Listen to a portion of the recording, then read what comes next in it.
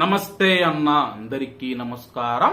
Kuwait లో రోజు రోజుకు ఉష్ణోగ్రతలు పెరుగుతూ ఉన్న విషయం అందరికీ తెలిసిందే. ఈ నేపథ్యంలో మంగళవారం ఈ రోజు నుంచి మనం చూసుకుంటే గత మంగళవారం నుంచి కువైట్ దేశం 2వ జెమినీ సీజన్ లోకి ప్రవేశించిన విషయం అందరికీ తెలిసిందే. వాతావరణ శాఖ ప్రకటించింది. అలాగే ఈ యొక్క సీజన్ లో కువైట్ లో అత్యధిక ఉష్ణోగ్రతలు నమోదవుతాయని చెప్పి వాతావరణ శాస్త్రవేత్తలు కువైట్ లోని ప్రజలను హెచ్చరించారు.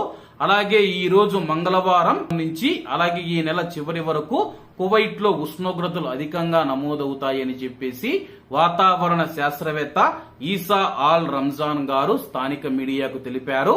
అలాగే ఆయన మాట్లాడుతూ పొడిగాలులు మరియు వేసవి కాలంలో ఎంబర్ హీట్ ప్రవేశంతో ఈ నెల చివరిలో ఉష్ణోగ్రతలు గణనీయంగా పెరుగుతాయని చెప్పేసి ఆయన వెల్లడించారు.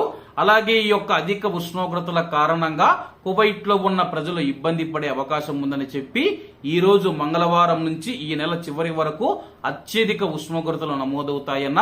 అలాగే కువైట్ లో మనం చూసుకుంటే బహిరంగ ప్రదేశాలలో పని నిషేధం ఆగస్టు 31వ తేదీ వరకు ఉంది.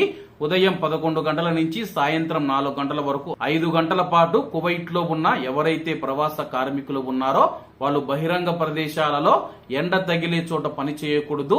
అలాగే లోపలైతే పని చేసుకోవచ్చు.